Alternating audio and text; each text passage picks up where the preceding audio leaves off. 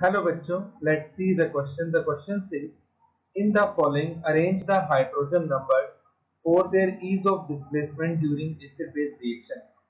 तीन हाइड्रोजन आपको दिए गए हैं, hydrogen number 3, hydrogen number 2, hydrogen number 1 with sodamide in liquid ammonia of two equivalent. Option 1, 1 greater than 2 greater than 3. Option B, 3 greater than 2 greater than 1. Option C, 3 greater than 1 greater than 2. Option D, 2 greater than 3 greater than 1. हमें तीन hydrogen दिए गए हैं, हमें ये बताना है कि तीनों हाइड्रोजन का जो डिस्प्लेसमेंट होगा ड्यूरिंग एसिड बेस रिएक्शन उसका ऑर्डर क्या रहेगा। तो सबसे पहले हमारे पास हम बात करते हैं अबाउट द की कॉन्सेप्ट। तो पहला है हमारे पास रेजोनेंस लीड्स टू स्टेबिलिटी और दूसरा है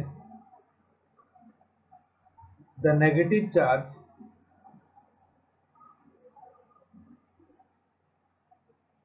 ऑन more electronegative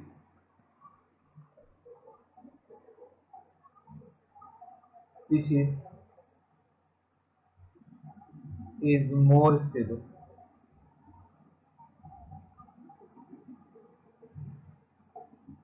जब negative charge more electronegative species पे होता है तो उस नेगेटिव चार्ज की स्टेबिलिटी ज्यादा होती है।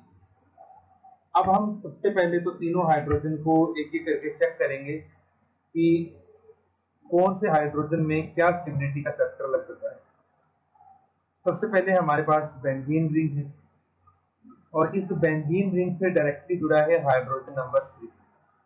देखिए, जब ये हाइड्रोजन नंबर 3 निकलेगा तो ऑक्सीजन पे नेगेटिव चार्ज आएगा और ये नेगेटिव चार्ज डायरेक्टली रिंग के साथ रेजोनेंस कर रहा है। और जैसा कि मैंने की कॉन्सेप्ट में लिखा है, resonance leads to stability. So the removal of third hydrogen is very easy. Third hydrogen का रिमूवल काफी इजी हो जाएगा क्योंकि after removal of H positive ion हमारे पास रेजोनेंस होती है और रेजोनेंस की वजह से स्टेबिलिटी आती है। अब हम बात करते हैं सेकंड और थर्ड हाइड्रोजन के बारे में। जब हमारे पास सेकंड हाइड्रोजन निकलेगा तो हमारे पास बनेगा O नेगेटिव और जब फर्स्ट हाइड्रोजन निकलेगा तो हमारे पास बनेगा C नेगेटिव। तो हमें ये देखना है कि इन दोनों में से ज्यादा स्टेबिलिटी किसकी होगी। तो वहां पे हम अपना सेकंड की कॉन्सेप्ट लगाएंगे कि जब negative charge more electronegative element पे होता है तो वो स्पीशीज हमारे पास ज्यादा स्टेबल होती है। तो एक तरफ है आपके पास O नेगेटिव और एक तरफ है हमारे पास C triple bond negative.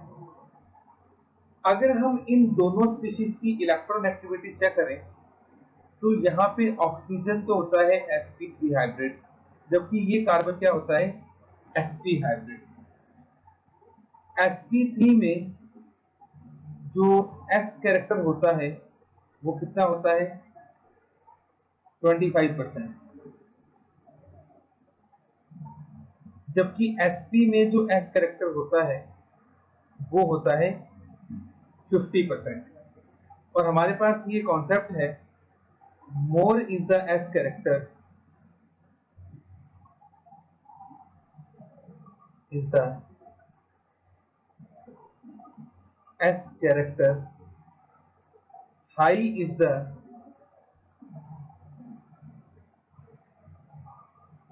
electronegativity। तो जितना ज्यादा S कैरेक्टर होगा उतनी ही ज्यादा हमारे पास इलेक्ट्रोनेगेटिविटी होगी। तो जो sp हाइब्रिड कार्बन होता है वो O नेगेटिव के कंपैरिजन में ज्यादा इलेक्ट्रोनेगेटिव होता है। इसका मतलब ये वाला जो कार्बन स्पीशीज बनेगा ये मोर स्टेबल बनेगा और ये आपका सबसे लीस्ट स्टेबल होगा। तो जिसकी स्टेबिलिटी ज्यादा होगी उसमें से हाइड्रोजन का रिमूवल सबसे ज्यादा हो जाएगा। तो यहाँ से हम ये कह सकते हैं कि सबसे इजीली कौन सा हाइड्रोजन निकलेगा, थर्ड वाला। फिर हमारे पास सेकंड हाइड्रोजन निकलेगा फर्स्ट वाला, और सबसे लीस्ट हमारे पास हाइड्रोजन निकलेगा सेकंड वाला। क्योंकि ओ नेगेटिव की जो इलेक्ट्रोनेगेटिविटी है वो sp कार्बन एनायन के कंपैरिजन में कम होती है, तो ये कार्बन एनायन ओ नेगेटिव से ज्यादा स्टेबल होगा, इसीलिए ये जल्दी बनेगा। तो जो फर्स्ट वाला हाइड्रोजन है वो सेकंड वाले हाइड्रोजन के कंपैरिजन में जल्दी निकलेगा, और थर्ड वाला हाइड्रोजन सबसे फास्ट निकलेगा, क्योंकि थर्ड वाले हाइड्रोजन में आफ्टर द रिमूवल रेजोनेंस होती है, और रेजोनेंस की वजह से स्टेबिलिटी सबसे ज्यादा आती है। तो यहाँ पे हमारे पास जो ऑप्शन नंबर सी होगा that is the correct option for this question. ठीक है, तो correct option is option number C, 3 greater than 1 greater than 2। Hope you understood it well. Best of luck.